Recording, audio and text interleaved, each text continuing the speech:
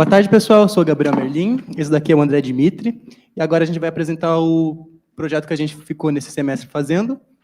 Ele se chama Bone Check, e ele foi feito para a detecção de osteoporose e osteopenia em imagens radiográficas panorâmicas. Aqui, algumas pessoas estão presentes, outras não. Tem pessoa de Manaus, pessoa que está na Alemanha, mas a fotinha de todo mundo que participou está aqui. Falando um pouco sobre como que esse projeto veio até a gente, os professores Dr. Plauto Watanabe e a doutora Luciana Munhoz, que são pesquisadores na Faculdade de Odontologia e Faculdade de Medicina de Ribeirão Preto, eles mandaram uma mensagem para a gente, falando sobre o que eles trabalham, que é sobre as imagens radiográficas panorâmicas, para quem não conhece esse raio-x da boca, e eles falaram que a IA na saúde, pessoas que trabalham junto com eles estavam usando bastante, que era bem interessante, e se era possível a gente fazer alguma ferramenta que ajudasse eles no projeto e nas pesquisas deles. E para a gente conseguir fazer isso, a gente perguntou se eles tinham algumas bases de dados, eles ofereceram para a gente 3 bases. A da Nacedo, lá da Faculdade de Odontologia, algumas imagens da Hospital das Clínicas, lá de Ribeirão Preto, e também uma base de dados coletada pela professora doutora Emiko Arita, na Semana de Osteoporose, que aconteceu alguns anos atrás, lá em Ribeirão. E agora um pouco sobre a motivação do porquê que a gente está fazendo isso, todo esse projeto. Dando uma contextualização mais sobre a osteoporose, ela é uma doença muito fatal e silenciosa, que muitas pessoas só sabem que sofrem dela quando elas acabam sofrendo alguma fratura, caindo feio e tendo algum problema muito maior. E alguns dados um pouco mais complexos seria que 1 a cada 3 mulheres e 1 a cada 5 homens, de uma certa idade, depois dos 50 anos, ele acaba tendo uma fratura. Também aqui no Brasil afeta mais de 10 milhões de pessoas, então é uma doença bem importante de ser investigada, se a gente fazer ferramentas para ela. E como que a gente pode ajudar usando a IA? Ela pode ajudar para verificação automática de exames e também para ajudar os profissionais da saúde a terem um suporte ali na decisão deles em casos um pouco mais complexos. E, além disso, eles podem verificar alguns exames que não foram feitos exatamente para a detecção de osteoporose. Por exemplo, vocês podem fazer aquele raio-x da boca, mas para fazer um implante dentário, para fazer o seu aparelho dental, que você não está buscando osteoporose, mas o nosso modelo que estaria rodando ali no fundo poderia detectar uma doença que passaria em branco nesses casos.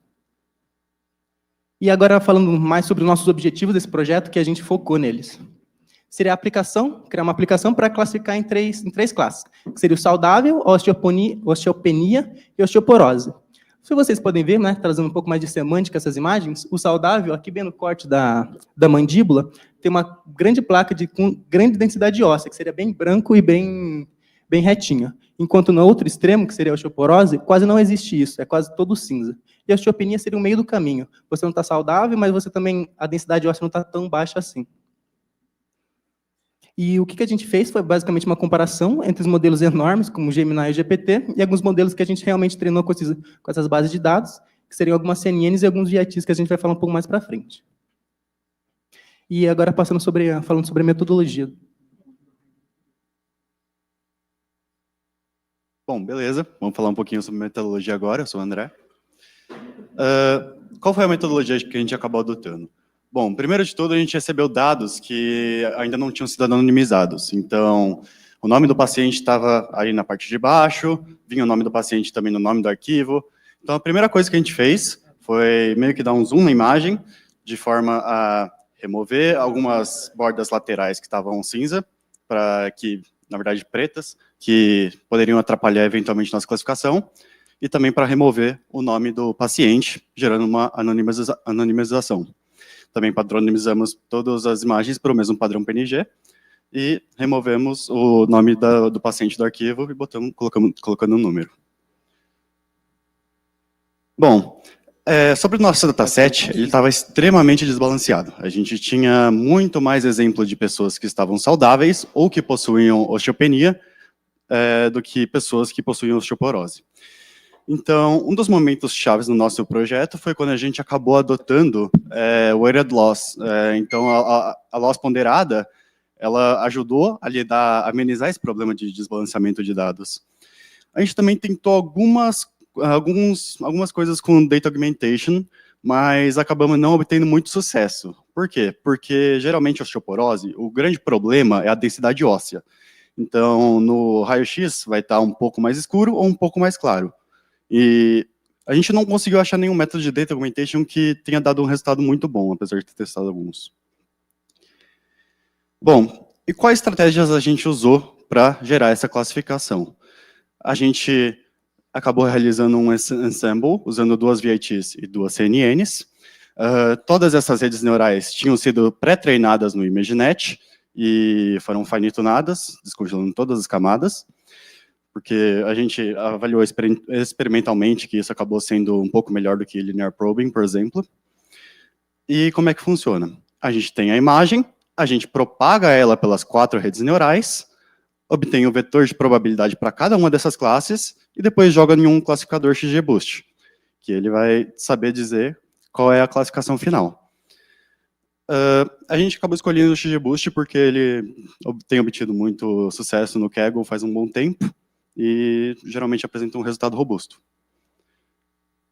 A gente tentou algumas outras abordagens, por exemplo, a gente estava curioso para saber como o Gemini e o GPT se desempenhavam em uma tarefa de zero shot.